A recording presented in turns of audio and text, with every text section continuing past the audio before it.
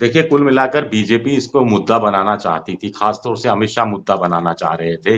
हालाँकि येदियुरप्पा हो, चाहे रवि कुमार हो, उनकी तरफ से किस तरह के बयान आ रहे थे कि वो विकास के नाम पर और तमाम दूसरी चीज़ों के नाम पर चुनाव लड़ने में ज़्यादा इंटरेस्टेड है। ये हिंदू, मुसलमान और हिंदुत्व, इसको वो थोड़ा-सा हाशिए पर रखना चाह रहे हैं। लेकिन अमित शाह लगातार, कल भी उन्होंने, जो वो कर्नाटक में थे, उन्होंने बार-बार ये सवाल उठाया कि देखिए, हमने 4% मुसलमानों का आरक्षण कोटा खत्म कर दिया और और ये हमने वोका-लिंगा को 2% और 2% लिंगायतों को दे दिया।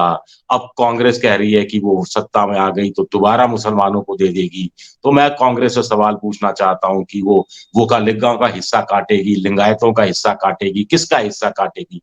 तो कुल मिलाकर एक तीर से 3 निशाने करने की कोशिश अमित शाह कर रहे थे।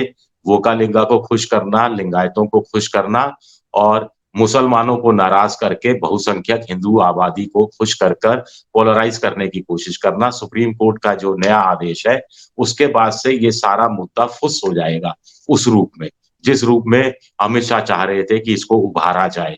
एक चीज़ ये है और दूसरी चीज़ ये है कि अब इसका तोड़ बीजेपी क्या निकालेगी? अब ये तो कह नहीं सकती कि साहब कांग्रेस ने सुप्रीम कोर्ट को इन्फ्लुएंस कर दिया या फिर वो सुप्रीम कोर्ट को निशाने पर लेगी, तो वो जनता के गले नहीं उतरेगी। तीसरा, जो दलितों का जो आरक्षण है 15 से बढ़ाकर 17% किया गया है, आदिवासियों का आरक्षण 7% किया गया है, तो कुल मिलाकर आरक्षण की जो लिमिट है 50% क्रॉस कर गई है, 56% हो गई है। तो अब दलितों को भी लगेगा, आदिवासियों को भी लगेगा कि ये उनका मसला भी जो है, ये सिर्फ चुनावी घोषणा तो नहीं है कि कोर्ट में ये मामला जाएगा, तो उनका भी आरक्षण जो बढ़ाया गया है, वो कहीं टर्न डाउन तो नहीं हो जाएगा? ये एक बड़ा सवाल है। तो बीजेपी कुल मिलाकर कांग्रेस जो भ्रष्टाचार को मुद्दा बना रही थी स्थानीय स्तर पर, उसकी तोड़, उसकी काट, जो वो आरक्षण की नई विधा में ढूँढ रही थी, वो उसका जो पूरा गेम प्लान है, वो कहीं न कहीं सुप्रीम कोर्ट के आदेश के बाद उलझता हुआ प्रतीत हो रहा है। अब सुप्रीम कोर्ट 9 मई को फैसला तो देने वाला नहीं है और दे भी दिया तो 10 मई को चुनाव है। तो आप समझ सकते हैं कि अमित शाह का गेम प्लान किस तरह से सुप्रीम कोर्ट के एक आदेश ने पूरी तरह से गड़बड़ा दिया है। जहाँ तक हिंदू रेडिकलाइजेशन की बात है कर्नाटक में या हिंदू मुसलमान करने की बात है, तो पॉकेट्स में है। कर्नाटक में पूरी तरह से बीजेपी का गेम प्लान कभी सफल भी नहीं हुआ है।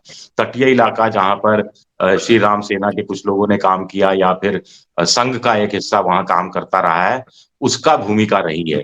अब येदियुरप्पा ने कुछ समय पहले इंडियन एक्सप्रेस अड्डा में एक इंटरव्यू में कहा था कि साहब, यह हिजाब और हलाल की राजनीति की बात उठाना ठीक नहीं है, हमने कभी नहीं उठाई और चुनाव में ये मुद्दा नहीं होना चाहिए। एन रवि कुमार, सबसे बड़ी बात है, जो हलाल मामले में मीट पर प्रतिबंध लगा देना चाहिए, जो उनका एक उत्सव होता है कर्नाटक में, उस दौरान उस पर एक प्राइवेट मेंबर बिल लाना चाह रहे थे।